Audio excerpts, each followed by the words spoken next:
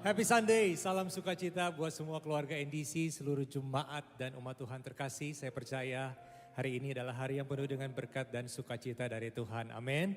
And I'm so glad to be here. Saya bersyukur ada di tempat ini, di rumah Tuhan, berjumpa dengan saudara semua yang haus dan rindu untuk beribadah bersama-sama. Amin.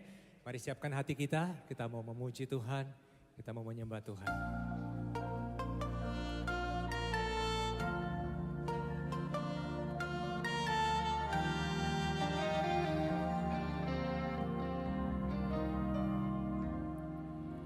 Ajarku mengerti saat jalanmu tak bisa kulihat.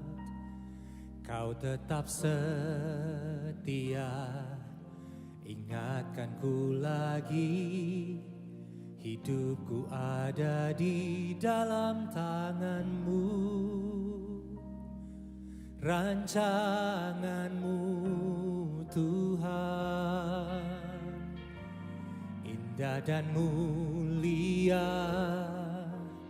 Tuhan tak pernah gagal, sanggup buktikan janji setiamu untuk selamanya. Imanku berkata, Tuhan tak pernah gagal. Mari nyanyikan bersama. Ajarku mengerti saat jalanmu tak bisa kulihat. Engkau tetap setia, setia. Ingatkanku lagi, hidupku ada di dalam tanganmu. Rancanganmu Tuhan indah dan mulia. Sama-sama katakan, Tuhan tak pernah gagal, sanggup buktikan janji setiamu untuk selamanya. Imanku berkata, Tuhan tak pernah gagal. Serukan, iman dan pengharapanku teguh lewati badai hidup bersamamu. Tangan kuat menjaga, Engkau kemenanganku. Iman dan pengharapanku teguh lewati badai hidup bersamamu.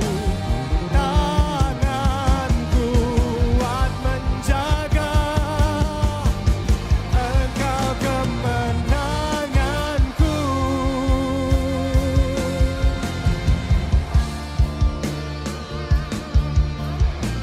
Mari kita bangkit berdiri bersama-sama dalam hadirat Tuhan.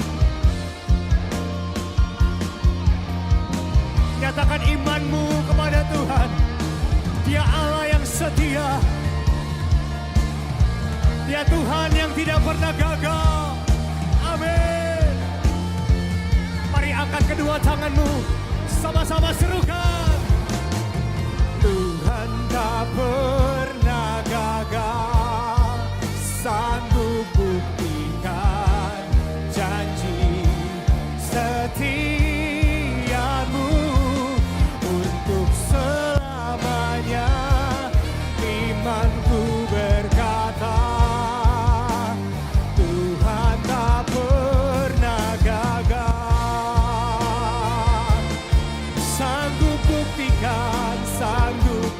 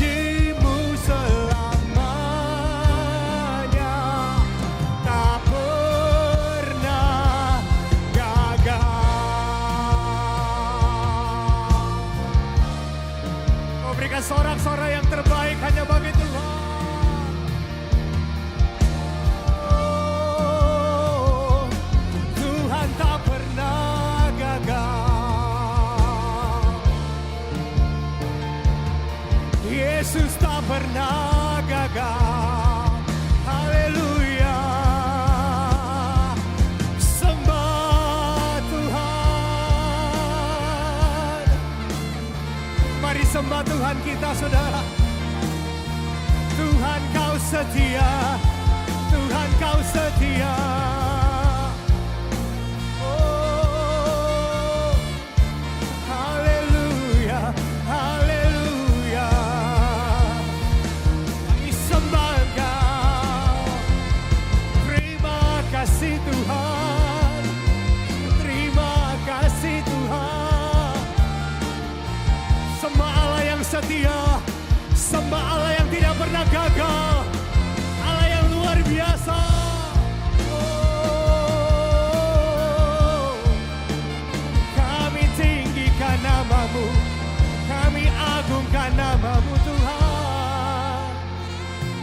Oh, terima kasih. Haleluya. Kami bersyukur Tuhan, kami bersyukur karena kami punya Allah yang setia. Allah yang tidak pernah gagal untuk menepati setiap janji-janjinya dalam hidup kami. Ampuni kami Tuhan, kami manusia, kami seringkali tidak setia. Tapi kami bersyukur, kami punya Allah yang setia. Kami punya Allah yang sekali-kali tidak pernah meninggalkan kami, yang tidak pernah membiarkan kami berjalan sendiri dalam hidup ini Tuhan. Terima kasih untuk hadirat-Mu yang ada di tempat ini. Bertahtalah Tuhan atas setiap pujian kami. Bertahtalah atas setiap penyembahan kami siang hari ini. Ibadah ini milik-Mu ya Tuhan. Roh Kudus ambil alih. Ibadah ini sampai pada akhirnya. Hanya di dalam nama Tuhan Yesus kami berdoa dan bersyukur. Mari jemaat Tuhan dengan iman percaya sama-sama katakan amin. Yang siap memuji Tuhan kasih tepuk tangan sekali lagi bagi Tuhan. Come on. Yeay.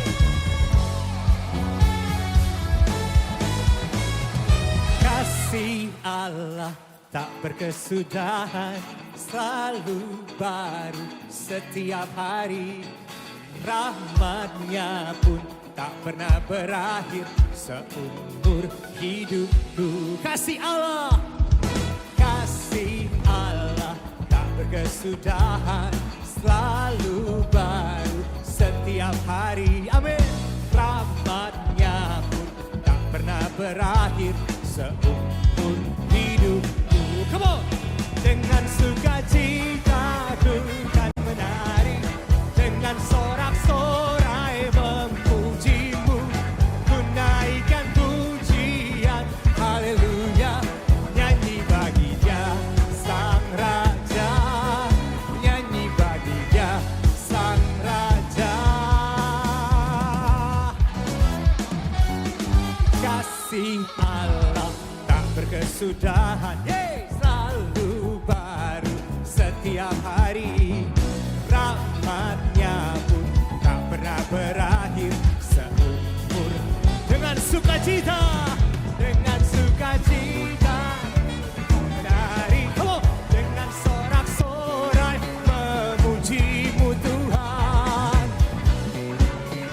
Haleluya, nyanyi bagi Dia Sang Raja, nyanyi bagi Dia dengan sukacita.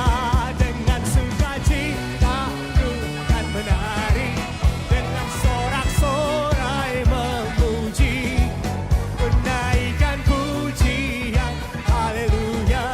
Nyanyi bagi Dia Sang Raja, nyanyi bagi Dia Sang Raja selamanya.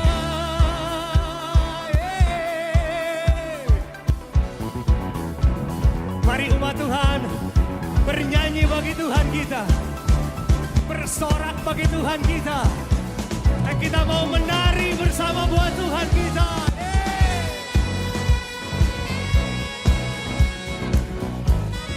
Haleluya.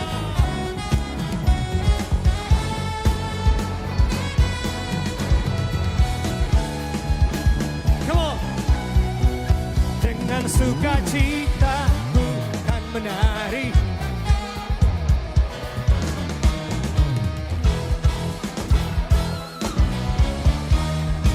nyanyi bagi Dia.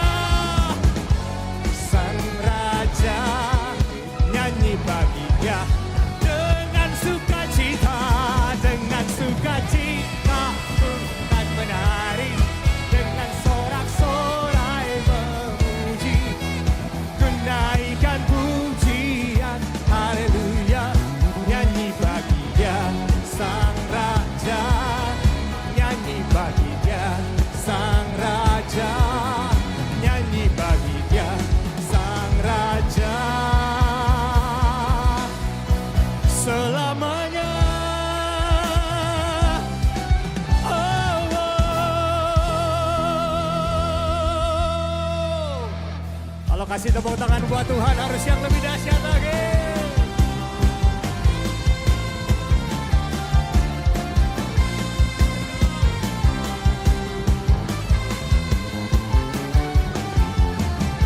Mari seluruh umat Tuhan bangkit, menyatakan kedahsyatan Tuhan kita. Nyanyi sama-sama. Mari kita semua umat pilihan Allah, come on, untuk menggenapi firman-Nya. Sekaranglah waktunya untuk berdiri bagi bangsa ini. Mari maju umat pemenang. Come on, sing it out. Mari kita semua umat pilihan Allah, dengarlah panggilannya untuk menggenapi. Sekaranglah waktunya. Amin. Bangsa ini mari maju umat pemenang. Serukan, bukan bangkit, nyatakan kemuliaannya. Bukan bangkit, nyatakan kebesarannya. Sampai setiap lutut bertelut, semua lidah mengaku Yesus Kristus dialah Tuhan, Raja segala raja. Dialah Raja.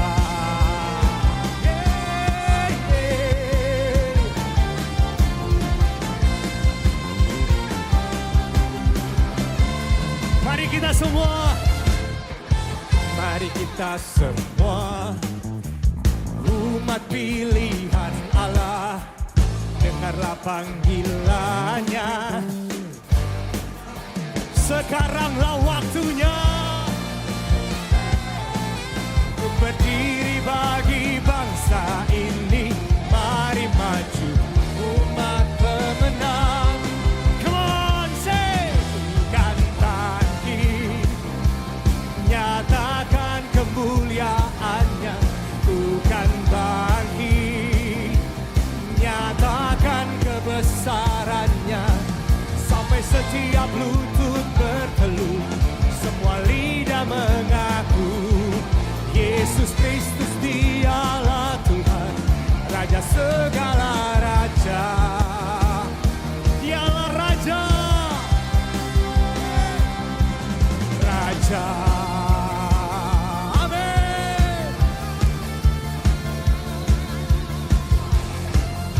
Mari seluruh umat Tuhan bangkit, nyatakan kebesaran Tuhan, nyatakan kemuliaan Tuhan. Haleluya.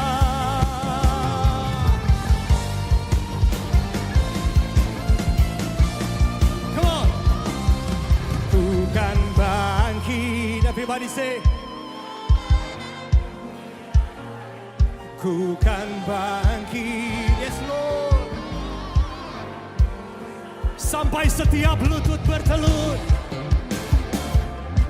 semua lidah mengaku Yesus Kristus dialah Tuhan, Raja segala raja. Dialah, oh, bukan bangkit, nyatakan kemuliaannya. Bukan bangkit, nyatakan kebesarannya. Sampai setiap lutut bertelut, semua lidah mengaku Yesus Kristus dialah Tuhan, Raja segala raja. Dialah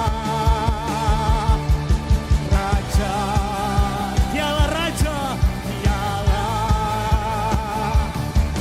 Raja, dialah Raja, dialah Raja.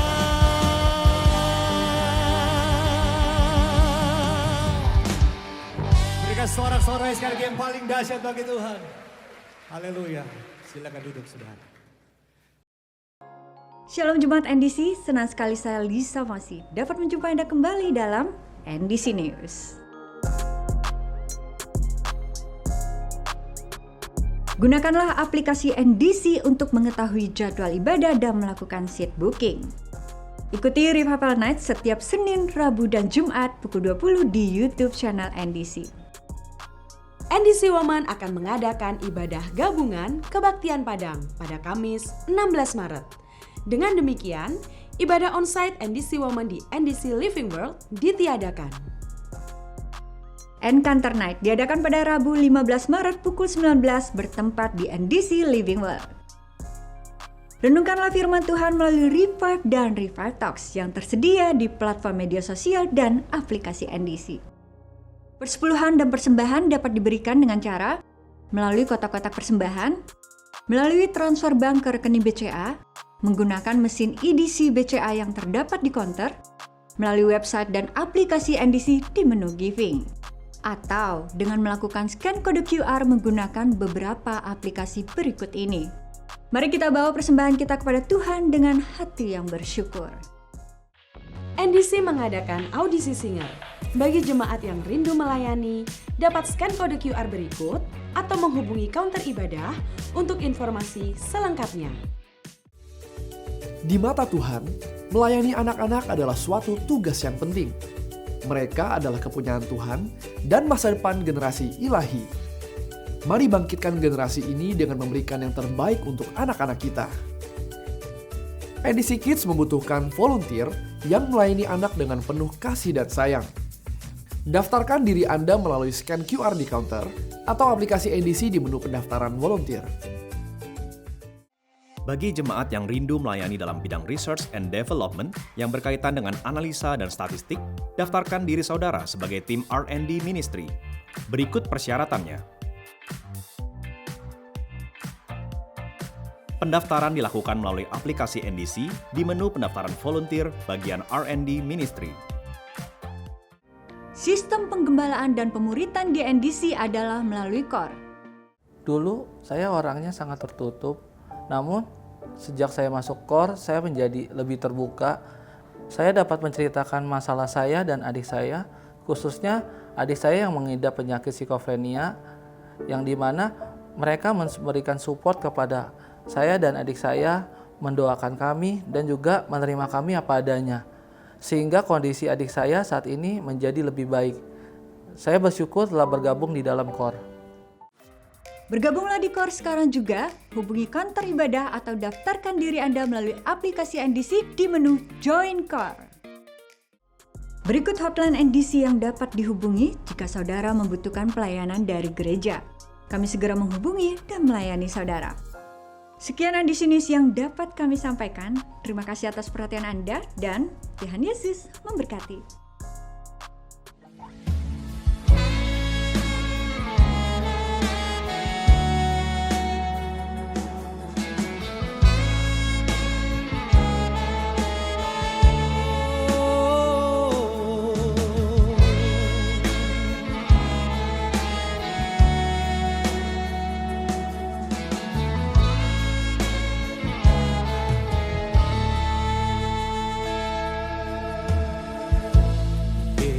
Yesusku, penyelamatku, tiada yang seperti Engkau. Setiap hari ku memuji keajaiban kasih-Mu.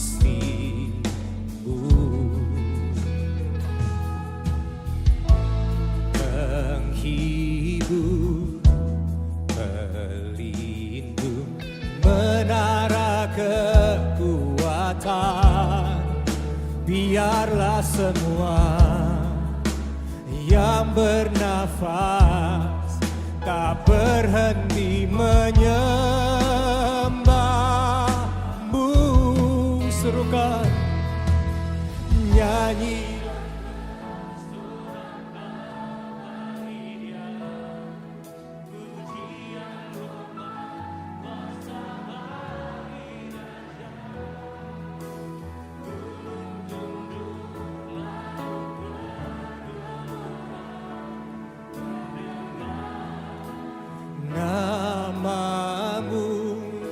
namamu Yesus. Oh,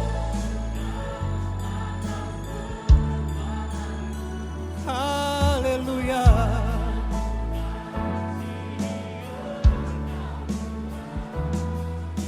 Tiada janji seperti yang ada padamu.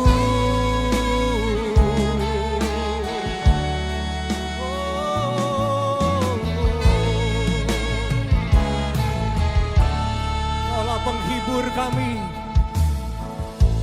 penghibur, pelindung, menara biarlah semua yang bernafas memuji-Mu Tuhan. Amin. Yang bernafas tak berhenti menyembah. Mari kita bangkit berdiri bersama-sama.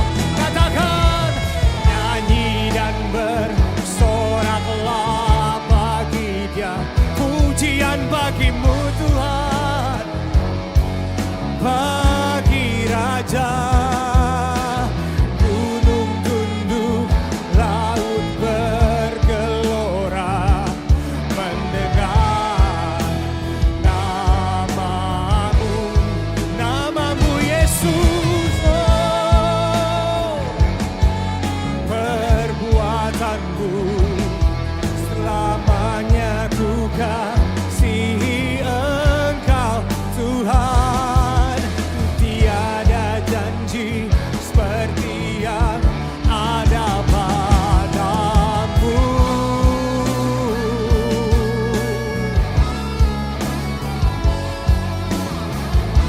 Setiap nyanyian kami Tuhan, setiap pujian kami, setiap penyembahan kami hanya bagi-Mu Tuhan. Mari angkat kedua tanganmu, katakan, nyanyi dan bersoraklah, pujian bagi-Mu Tuhan, kuasa bagi Raja. Bergelora, namamu Yesus. Oh, atas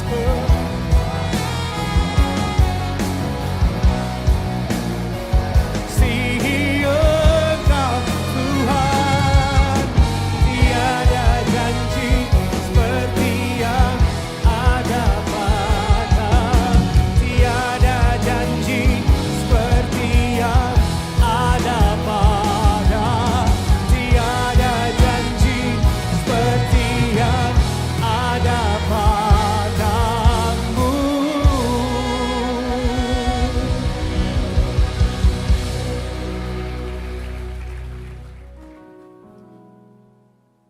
Kami sangat yakin dan percaya Engkau hadir bersama-sama dengan kami. Dan Engkau akan berbicara buat setiap kami dengan simple dan jelas. Mari Tuhan jamah kami, terobosi kami Tuhan, tegur kami, koreksi kami. Kami mau Tuhan kami selesai dari acara kebaktian ini Tuhan, kami mengalami perjumpaan pribadi dengan Tuhan Yesus. Kami mengalami Engkau dalam kehidupan kami sehari-hari. Dan Tuhan kami juga ingin mengakui bersama bahwa tanpa Tuhan kami gak bisa apa-apa. Sebab itu kami butuh sama firman-Mu, kami butuh sama pribadi-Mu. Untuk menuntun kami untuk menjadi teman baik dalam kehidupan kami sehari-hari. Saat ini mari urapi setiap kami, berikan kami hikmat dan pengertian khusus. Supaya kami dapat mengenal Engkau lebih dalam, kami boleh tahu apa rencana-Mu buat kami. Urapi juga hamba-Mu, kami sangat percaya Engkau sendiri akan berbicara buat kami semua pada siang hari ini. Kami siap mendengar saat ini hanya di dalam satu nama yang berkuasa, yaitu nama Tuhan Yesus Kristus. Amin. Amin. Silahkan duduk. Boleh tepuk tangan buat worship leader, singers, dancers, dan para musicians. Mereka luar biasa. Shalom saudara-saudara semua. Apa kabar saudara-saudara? Semua masih percaya Yesus? Masih baca Alkitab? Masih mau masuk surga? Siapa yang mau duluan? Saya mengucapkan terima kasih buat leadership team di NDC yang memberikan saya kesempatan untuk saya bisa melayani saudara-saudara pada siang hari ini. Dan hari ini luar biasa karena saya melayani saudara, saya ditemani sama istri saya tercinta, namanya Ingrid. Ya, ini yang duduk di depan. Kalau nanti ada yang mirip Luna Maya, nah itu dia. Ya. Oke saudara, siang hari ini saya berharap jam 3 saya udah selesai khotbah. Nggak ada yang amin, jadi 35 menit saya selesai. Kita akan lihat Alkitab kita bersama dalam kitab Lukas pasalnya yang ketiga. Lukas pasalnya yang ketiga, ayat yang pertama dan ayat yang kedua. Lukas pasalnya yang ketiga, itu judul di atasnya Yohanes Pembaptis. Alkitab bilang begini, dalam tahun ke-15 dari pemerintahan Kaisar Tiberius ketika Pontius Pilatus menjadi wali negeri Yudea, dan Herodes raja wilayah Galilea, Filipus saudaranya raja wilayah Iturea dan Traktonitis, dan Lisanias raja wilayah Abilene. Pada waktu Hanas dan Kayafas menjadi imam besar, datanglah firman Allah kepada Yohanes, anak Sakaria, di padang gurun. Saudara, pertama kali saya membaca 2 ayat ini, saya berpikir ini cuma sejarah biasa.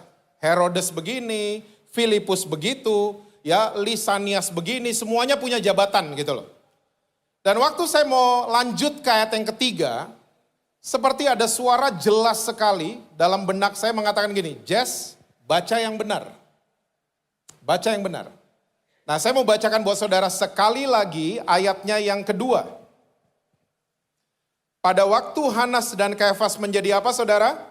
Imam besar, datanglah firman Allah kepada siapa saudara? Yohanes anak Sakaria, di mana saudara? Padang gurun. Nah, imam besar di perjanjian lama adalah seorang yang sangat-sangat spesial. Imam besar. Imam besar adalah orang satu-satunya selain pemimpin Israel yang bisa dengar suara Tuhan. Imam besar. Dan proses pemilihan imam besar itu gak gampang. Rumitnya minta ampun. Fit and proper testnya itu luar biasa banget. Ya, dan kalau udah kepilih imam besar, dia bajunya mesti khusus, namanya baju efod. Dadanya ada 12 batu, ya, panjang sampai mata kaki, ada lonceng di kakinya dan ada tali panjang. Ya, dan ini menjadi dress code-nya imam besar. Saya yakin banget saudara ke Central Park gak ada yang berani dandan kayak gini. Ya, tapi imam besar zaman itu dia harus dandan seperti itu. Nah, zaman itu orang-orang Israel kalau mau dengar suara Tuhan itu hanya bisa 1 tahun sekali. Mereka ngumpul di kemah namanya Kemah Musa. Ya, dan Kemah Musa terdiri dari 3 bagian. Halaman, ruang kudus, dan ruang maha kudus. Orang-orang Israel yang jumlahnya 2 jutaan, mereka cuma boleh sampai di halaman. Ya. Ruang kudus itu tempatnya imam-imam, lebih dari 1. Ruang maha kudus, yang boleh masuk cuma imam besar. Dan kalau dia coba-coba bikin dosa, dia masuk di ruang maha kudus, dia akan langsung mati. Gak ada cerita. Dan dasar Yahudi pinter itu tali panjang ternyata gunanya untuk itu. Kalau gedebuk mereka pada dengar, ya itu jasadnya ditarik. Tali yang panjang. Karena gak ada yang boleh masuk ke ruang maha kudus. Nah, prosesi orang Israel mendengar suara Tuhan di zaman itu, misalnya ada si A, dia datang di halaman. Si A kalau mau bertanya apa-apa sama Tuhan, gak bisa kayak saudara dan saya hari ini. Kita bisa langsung. Kita punya akses langsung karena Tuhan Yesus. Ya, zaman itu gak bisa. Si A harus tanya lewat imam-imam. Tolong tanyain dong sama imam besar, ya. Saya dapat jodohnya kapan? Saya udah kelamaan single. Ini contoh aja ya. Lalu imam-imam menerima pertanyaan daripada si A. Si imam-imam ini mulai menyampaikan ke imam besar di ruang maha kudus. Saya nggak tahu ngomongnya gimana, tapi mereka menyampaikan aspirasi daripada si A. Nah, imam besar di ruang maha kudus, dia mulai bakar korban bakaran. Waktu udah mulai berasap, dia tanya sama Tuhan, Tuhan, Si A, dia tanya, dia dapat jodoh kapan? Dia udah kelamaan single. Tuhan jawab imam besar. Bilang sama si A, dia dapat jodoh itu 3 tahun lagi. Suruh sembuhin dirinya dulu dari mantannya. Jangan kepahitan. Lepasin pengampunan. Kayaknya banyak yang pengalaman nih kayak gini. Nah, waktu imam besar udah dengar suara Tuhan, imam besar juga nggak boleh langsung bypass ngasih tahu si A. Nggak bisa. Imam besar mesti kasih tahu lewat imam-imam. Bapak-bapak, tolong bilangin si A, kata Tuhan dia dapat jodoh 3 tahun lagi. Suruh sembuhin diri dulu. Imam-imam dengar, dikasih tahu sama si A. Kata Tuhan lewat imam besar, kamu harus gini, gitu, dan lain sebagainya. So, saudara bisa dapetin gambaran, imam besar adalah orang yang sangat spesial. Dia adalah satu-satunya orang selain pemimpin Israel yang bisa dengar suara Tuhan. Coba lihat lagi ayat yang kedua. Lukas 3 ayat yang kedua. Pada waktu Hanas dan Kayafas menjadi apa saudara? Imam besar. Datanglah firman Allah kepada Yohanes, anak Sakaria di padang gurun. Oh, ternyata di zaman ini Tuhan gak mau bicara lagi sama imam besar. Padahal di zaman ini imam besarnya sampai 2 karena apa? Bukan di kemah Musa, tapi udah bait Salomo. Gedungnya keren, lantainya emas, imam besarnya sampai 2. Kalau saudara baca baik-baik, ya saudara mempelajari kehidupan imam besar, Hanas dan Kayafas itu kaya raya, punya lumbung padi banyak banget. Tapi anehnya Tuhan gak mau bicara sama Hanas dan Kayafas. Tuhan mau bicaranya sama Yohanes, anak Sakaria di padang gurun. Amit-amit ini terjadi sama gereja hari ini ya. Kita hari ini punya gedung yang bagus-bagus, punya tempat kebaktian yang keren-keren, tapi Tuhan gak mau bicara tiba-tiba sama kita. Tuhan bicaranya tiba-tiba sama tukang parkir di luar, sama satpam di luar, dan seterusnya. Coba kalau dideretin, Hanas, Kayafas, Yohanes. Manusia akan hormat sama yang mana kira-kira? Hanas, Kayafas. Punya posisi, bajunya bagus, dibanding ini siapa? Yohanes. Kalau saudara baca ceritanya Yohanes, dia mengembara di padang gurun. Zaman dulu pasti gak ada laundry, gak ada jilet. Penampilannya pasti gak karuan. Orang pasti gak lihat dia. Tapi Tuhan mau lihat dia dan mau bicara sama Yohanes. Why? Kenapa? Kita baca ayat yang ketiga sekarang. Saya bacain buat saudara. Maka datanglah Yohanes ke seluruh daerah Yordan dan menyerukan, bertobatlah dan berilah dirimu dibaptis dan Allah akan mengampuni dosamu.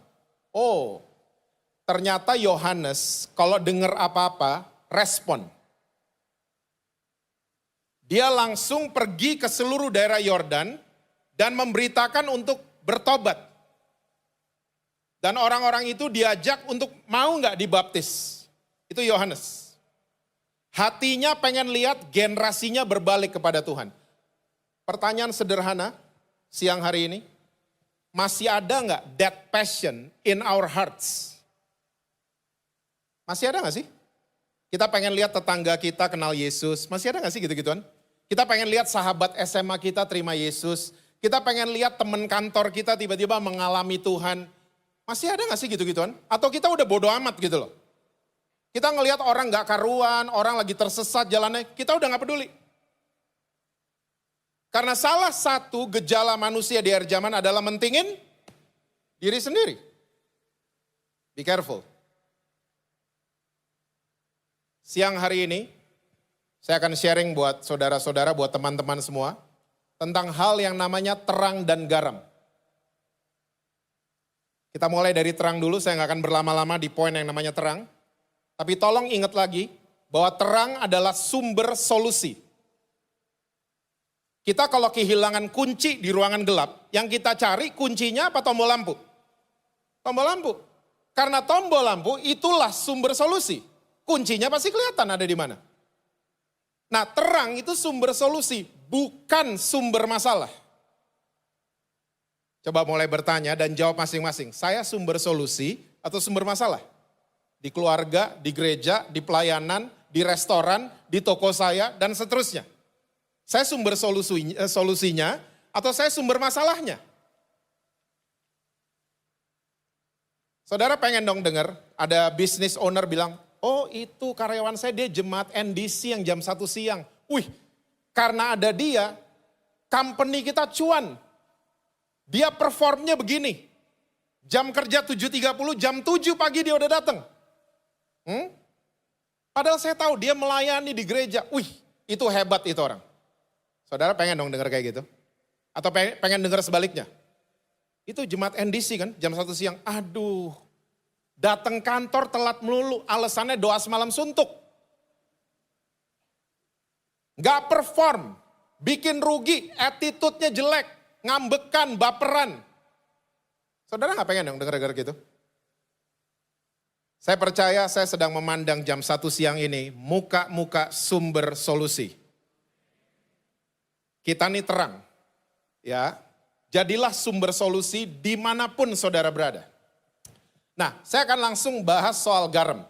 Ya, kita lihat sama-sama Lukas 14. Lukas 14, ayatnya yang ke-34 dan ayat yang ke-35.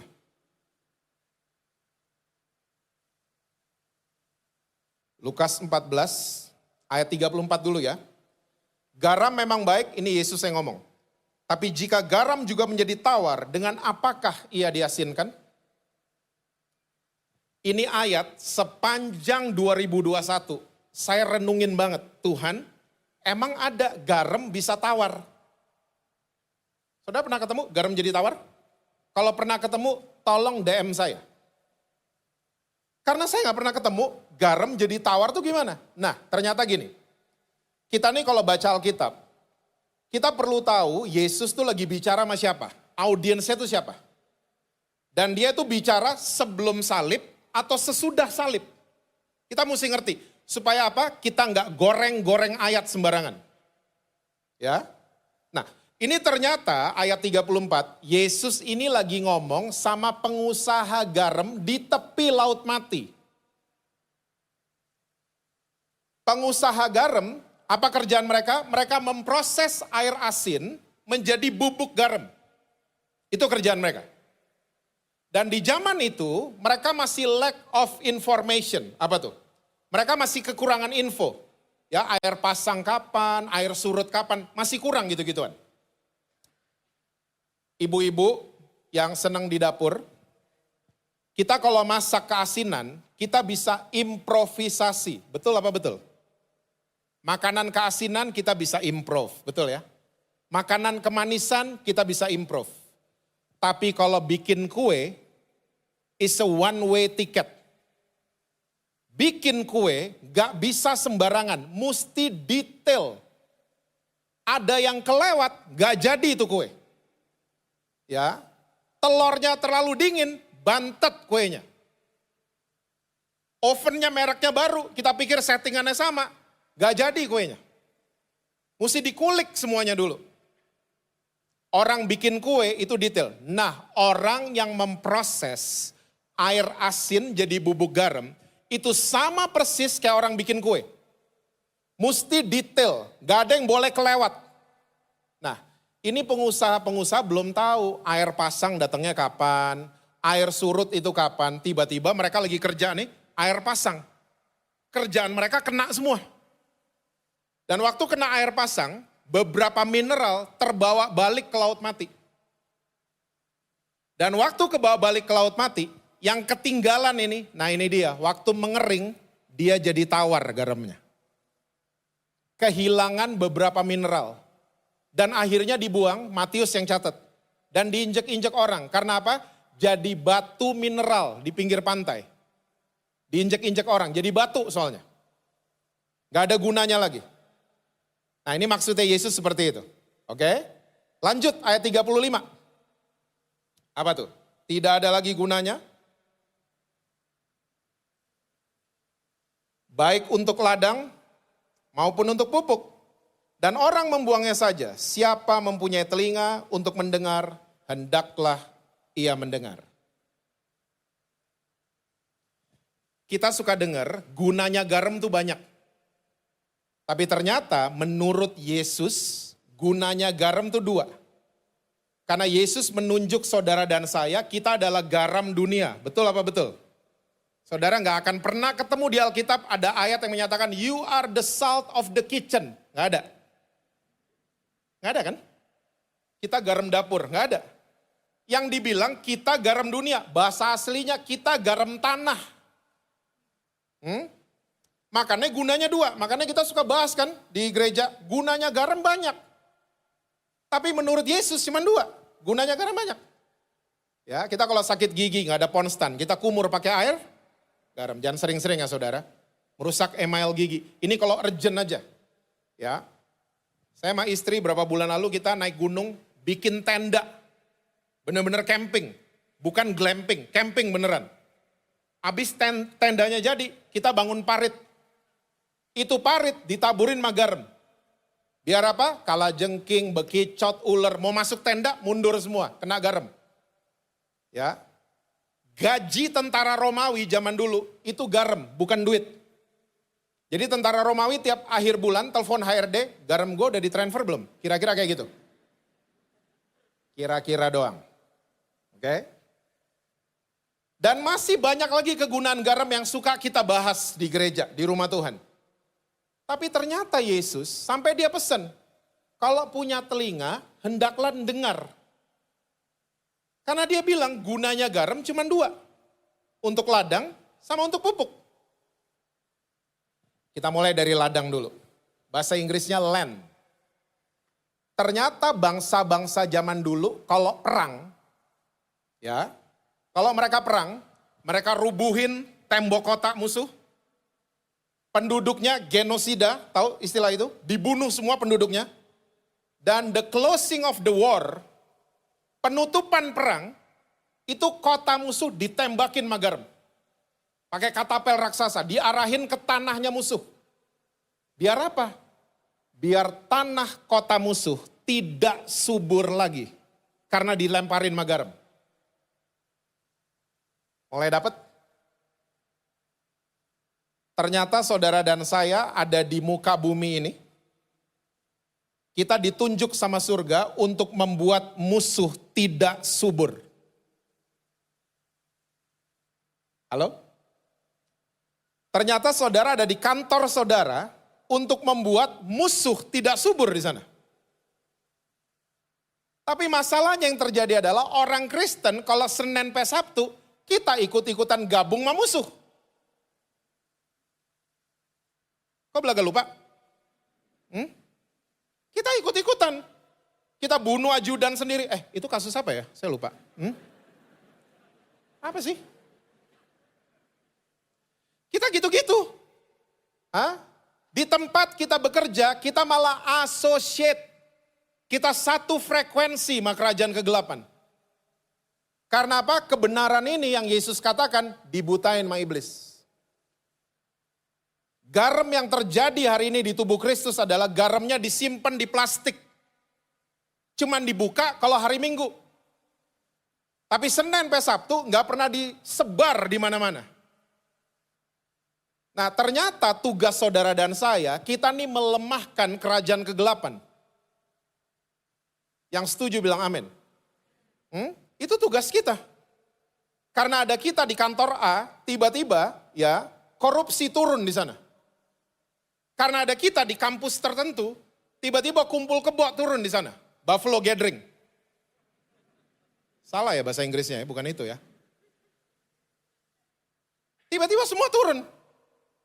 Kerajaan kegelapan melemah karena ada saudara dan saya di sana. Itu tugasnya garam. Itu fungsinya garam. Coba lihat sebentar ya, Hakim-Hakim 9 ayat yang ke-45. Ini dasar firmannya. Karena sampai abad keempat, bangsa Romawi itu masih melakukan cara perang seperti ini. Hakim-Hakim 9 ayat yang ke-45. Saya itu hobi banget sama cerita-cerita perang. Ya, saya sampai beli-beliin bukunya. Ya, dan saya nggak cuman beli, saya baca dan saya hafal. Oke, perang Korea, perang Vietnam, perang dunia kedua. Ya, yang saya belum hafal Rusia lawan Ukraina karena belum selesai. Oke, saya seneng banget sama cerita-cerita perang. Perang Imam Bonjol tahun?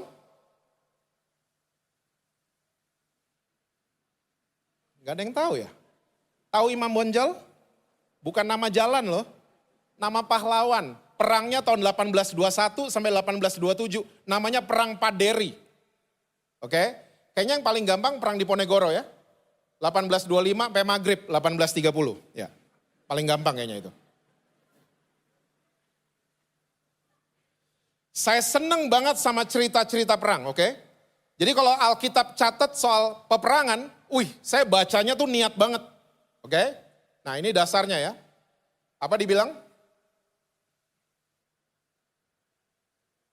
Sehari-harian itu Abimelek berperang melawan kota itu. Ini kota Sikem. Ia merebut kota itu dan membunuh orang-orang yang di dalamnya, genosida, oke? Kemudian dirobohkannya kota itu, temboknya dirobohin. Dan apa saudara? Ditaburinya dengan garam. Ini cara orang dulu perang. Ya, untuk membuat musuh tidak subur. Saya sedang memandang muka-muka yang membuat kerajaan kegelapan itu selalu terpukul mundur. Karena ada saudara. Lumayan yang amin 12 orang. Ya. Berfungsilah. Senin sampai Jumat di kantor saudara, gak usah pakai jari. Kasih lihat lewat performance bahwa ada karakter Kristus hidup di dalam kita. Kasih lihat. Saya percaya lewat saudara-saudara, kerajaan kegelapan itu makin gak subur di mana-mana. Sulit bertumbuh karena ada saudara. Yang kedua, saya mesti buru-buru. Ya. Gunanya garam itu untuk pupuk, kata Tuhan Yesus. Nah ini Alkitab bahasa Indonesia salah. Kata pupuk itu salah. Gak pas ada di situ. Kita sama-sama doain LAI ya, Lembaga Alkitab Indonesia, supaya merilis Alkitab bahasa Indonesia yang sudah direvisi itu cepat. Mereka bilang katanya tahun ini, tapi ini udah mau berakhir tahun 2022. Gak dirilis-rilis gitu loh sama mereka. Karena ditemukan Alkitab bahasa Indonesia ada 5.000 kata dan kalimat yang salah terjemahannya. Please don't get me wrong. Bukan Alkitab yang salah, bukan firman Tuhan yang salah, tapi bahasa Indonesia yang salah. Kenapa bahasa Indonesia? Saudara nyadar bahasa Indonesia kita ini kosakata kita terlalu sedikit. Terlalu sedikit. Bahasa Inggris udah berapa kata, kita masih satu. Contoh. Lobster, shrimp, prawn. Bahasa Indonesianya? Udang, cuman satu. Inggris sudah 3.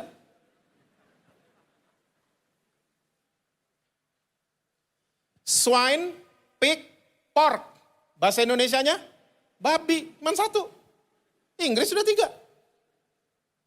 Tenang, ada kabar baik. Indonesia ada yang menang. Ya, 2-1. Hujan, gerimis. Bahasa Inggrisnya? Rain. Nah ini doang kita menang.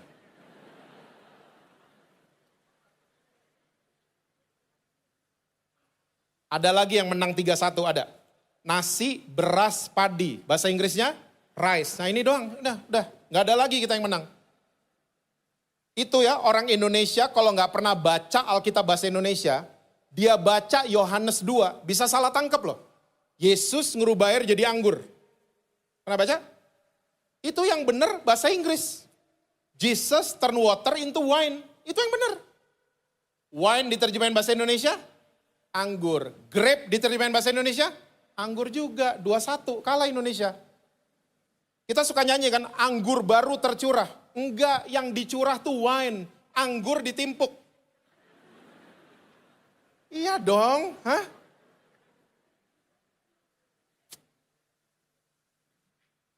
Saudara nyadar bahasa Indonesia kita lagi kerjain sekarang, present tense, kita bilangnya past tense. Gak ada yang nyadar. Tadi jam 1 ditanya, mau kemana? Gereja dulu, seharusnya gereja sekarang. Ini yang error gua apa siapa sih? Hah?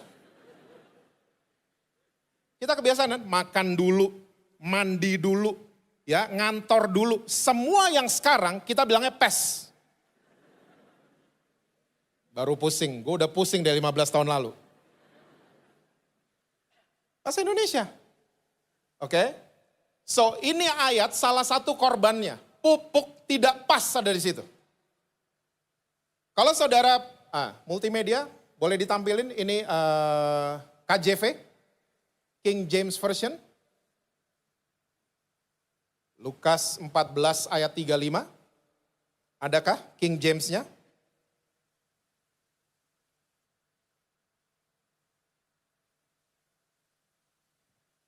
Nggak ada ya? Nggak ada. Oke, saya bacain ya buat saudara. King James-nya bilang begini. It's neither fit for the land. Land itu ladang, benar bahasa Indonesia. Nor yet for the dunghill. Ingat aja kata dunghill. Dunghill minyak wangi tambah G tengahnya. Oke, dunghill. Bahasa Indonesianya kumpulan kotoran hewan. Bukan pupuk. Ini bahan dasarnya pupuk. Belum jadi pupuk. Terus garamnya buat apa? Ternyata ini produsen pupuk, kalau udah kumpulin kotoran hewan, garam itu gunanya sebagai antiseptik.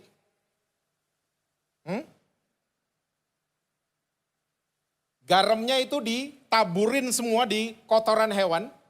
Untuk apa? Membasmi kuman-kuman. Garam, antiseptik. Kita sekarang punya di tas semua kan? Punya kan? Semprot apa tuh? Hah? Sanitizer. Itu antiseptik.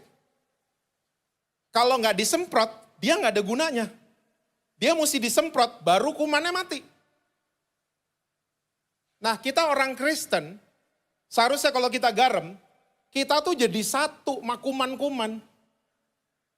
Wah Pak, jangan sendiri-sendiri. Emang jangan sendiri-sendiri. Saya pernah ketemu anak muda. Pastor, saya mau ke diskotik. Wih, oke. Ngapain? Jadi garam. Wih. Iya.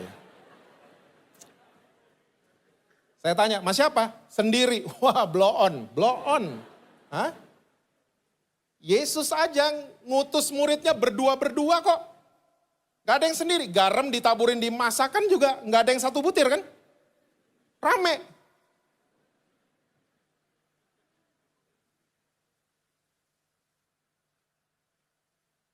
Ini yang terjadi. Seringkali kita nggak mau ngumpul bareng kuman. Padahal disitulah seharusnya garam berfungsi. Jadi antiseptik. Sampai kumannya mati. Kenapa saya ngomong gini? Saya punya pengalaman. Kakak saya, yang nomor 3, itu dulu nggak pernah mau ke gereja. Saya dulu hakimin dia. Makin tahu kasihnya Tuhan Yesus, saya tobat setobat-tobatnya. Dulu kalau nggak mau ke gereja, kita hakimin dia. Kita orang Kristen gitu kan, kalau udah pulang gereja, ketemu adik atau kakak yang nggak ke gereja, gaya kita kan selangit kan. Apalagi dia kalau restorannya nggak laku, tokonya nggak laku, kita langsung mandang dia rendah banget. Kok belaga nggak tahu? Kita kayak gitu, saya kayak gitu. Ya. Nah waktu saya tobat, kakak saya ini punya hobi, dia nonton konser di dalam dan luar negeri. Satu hari tiba-tiba dia ngomong gini, ini Paul McCartney mau manggung loh di Melbourne, Australia. Saya bilang sama dia, gue ikut. Dia kaget, hah? Lo bukannya tim Hillsong? Enggak, gue tim ini juga, Beatles. Dia bingung lihat saya mau ikut sama dia. Ya kita akhirnya traveling bareng. Ya, balik ke Indonesia dia masih bingung sama saya. Dia bilang lagi, ini kayaknya bulan depan Scorpions mau manggung di Singapura. Gue ikut. Emang lo tahu lagunya? Tahu. Wind of Change, Always Somewhere, tahu. Kita berangkat, singkat cerita. Hari ini kakak saya yang satu itu, dia jadi pribadi yang cinta sama Tuhan Yesus. Dia berubah bukan karena lihat Jesse jalan di atas air, enggak. Dia berubah karena dirangkul. Yang katanya kuman lah segala macam, garamnya nyatu, kumannya mati. Orang Kristen gitu, kalau adikmu, kakakmu gak mau diajak ke gereja, ke NDC, gak usah ajak ke gereja, ajak makan.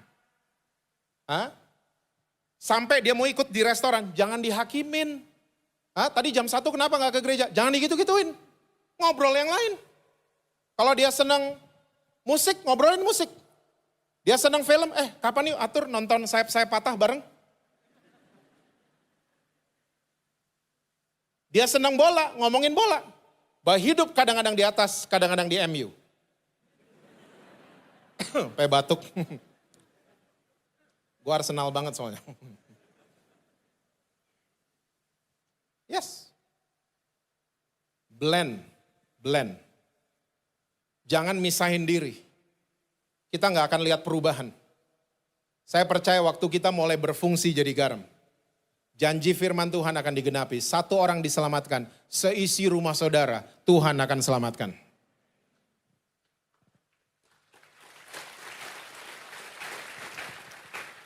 Saya akan tutup dengan ceritanya McDonald, karena kita harus sudahi. McDonald masuk ke Indonesia tahun 90. Hitungannya itu masih muda sampai sekarang nih, 2022. Tapi hampir di semua kota di Indonesia itu ada McDonald sekarang. Kota yang tidak ada McDonald, saya suka di screen capture sama teman-teman saya kalau mereka mau perjalanan bisnis atau dinas gitu. Mereka dipesenin sama anak-anak mereka.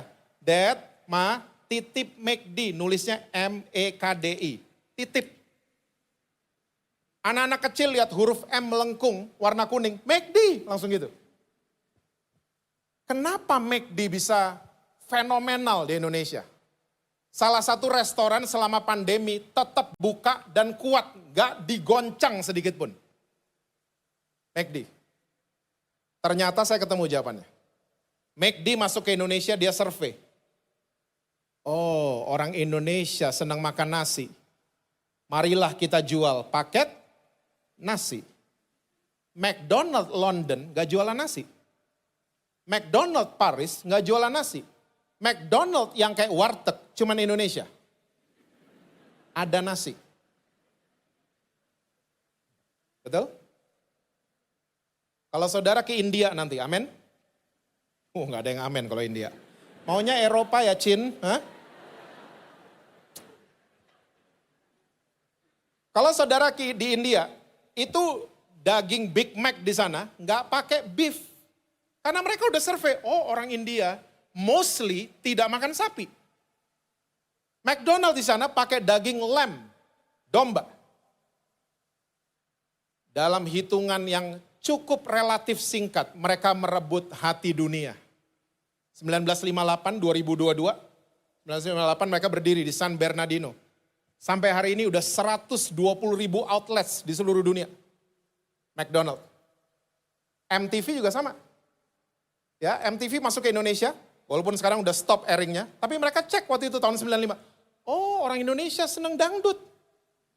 Marilah kita bikin MTV Salam Dangdut yang tahun 90-an pasti ngerti. Ya, bro. MTV Amerika tidak ada dangdutnya, adanya hip hop. MTV Korea nggak ada hip hop, adanya Gangnam Style. Ya, cuman Indonesia, MTV ada karena nggak bisa dipungkiri, dangdut is the music of my country. Makanya penyanyi dangdut kalau manggung di Hong Kong, yang nonton itu 1000 TKI, dijamin, dilawat semua. Ya, semua yang masuk ke Indonesia pengen jadi Indonesia. Makanya saya suka bingung, ya orang Indonesia baru setahun di luar, balik kayak nggak ngerti Indonesia. Saya ada teman-teman kayak gitu, ngomongnya jadi beda. Cuhan, colong. Bahasa apa lo ngomong? Jadi gitu ngomongnya. Karena setahu saya orang Indonesia yang udah lama di luar, balik itu tetap aja lidahnya petek sama jengkol. Ya, yang Amerika mungkin udah salah ngomongnya. Just Pit, yang enak gimana? Pit, ya, petek padahal, ya, Pit.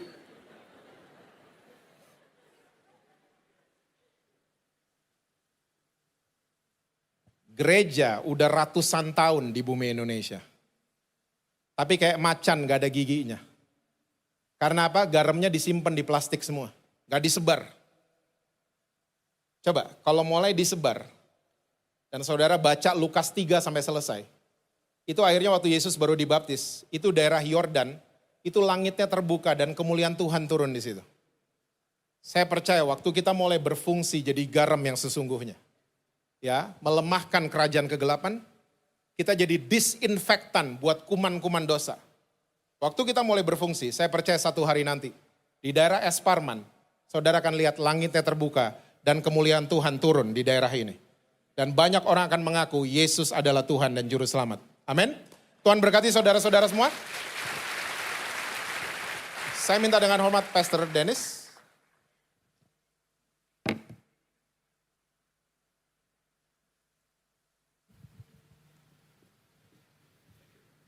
Berikan aplaus sekali lagi untuk Pastor Jeffrey Lantang.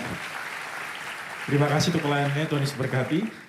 Saya berdoa kita semua menangkap pesan firman Tuhan siang hari ini, yaitu kita mau menjadi terang dan garam dunia. Kita mau memberi dampak bagi dunia ini, sehingga pada akhirnya hidup kita boleh memuliakan nama Tuhan. Sekali yang percaya berikan tepuk tangan buat Tuhan Yesus. Puji Tuhan. Baik saudara, mari kita satukan hati, kita berdoa. Bapa, terima kasih untuk firman-Mu. Biarlah firman Tuhan bukan sekedar menjadi informasi buat kami, tapi sungguh-sungguh menjadi sebuah transformasi kehidupan buat kami Tuhan. Kami mau menjadi terang dan garam bagi dunia ini. Terima kasih Bapak, berkati hamba-Mu, Pastor Jesse Lantang yang sudah menjadi berkat buat kami siang hari ini. Kiranya Tuhan terus memakai hamba-Mu dimanapun dia berada dalam pelayanannya. Sehingga mulai pelayanannya banyak orang datang pada Tuhan. Berkat juga keluarganya Tuhan, istri anak diberkati oleh Tuhan. Terima kasih Bapak, hanya dalam nama Tuhan Yesus kami sudah berdoa dan mengucap syukur. Mari percaya bersama kita katakan, amin. Sekali bertepuk tangan yang meriah buat Tuhan Yesus. Puji Tuhan. Saudaraku, kami mengundang Bapak Ibu Saudara yang punya permohonan doa. Saudara bisa menghubungi nomor WhatsApp yang ada di layar. Atau saudara bisa scan QR code-nya. Nanti akan ada ratusan pendoa yang berdoa untuk setiap pokok doa yang masuk. Dan kami percaya bahwa masalah yang didoakan dengan yang tidak didoakan pasti berbeda. Jadi saudara bisa menghubungi dan kita akan melihat kuasa Tuhan dinyatakan lewat setiap doa-doa kita.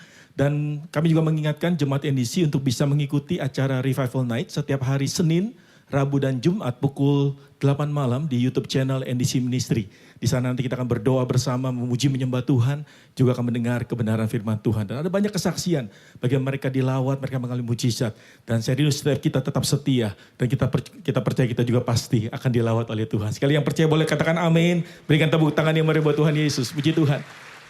Baik saudara, kita akhiri ibadah kita siang hari, kembali saudara kita bangkit berdiri bersama-sama. Sekali lagi satukan hati kita mau berdoa. Bapak, kami sungguh mengucap syukur untuk ibadah siang hari ini. Kami percaya hadirat-Mu Tuhan ada di tempat ini.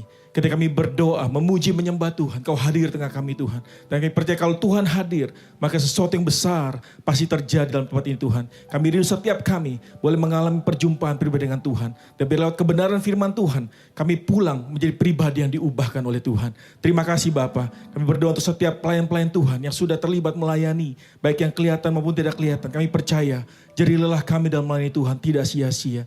Biar hidup kami boleh terus menyenangkan hati-Mu dan menjadi berkat bagi banyak orang.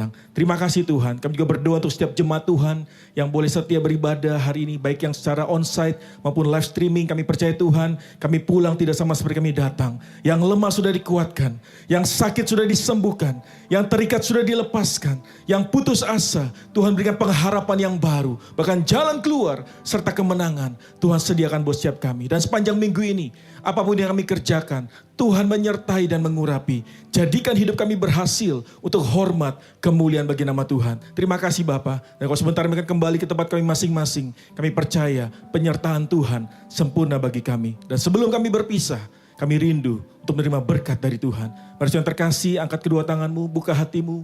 Terimalah berkat dan anugerah dari Allah Bapa di sorga. Cinta kasih dari anak yang tunggal, Tuhan Yesus Kristus, serta persekutuan dengan Allah Roh Kudus menyertai kehidupan kita mulai hari ini bahkan sampai selama-lamanya. Mari semua yang percaya dan diberkati bersama katakan amin. Hidupku menggenapi firman-Mu, tanda mujizat sertai tiap langkahku.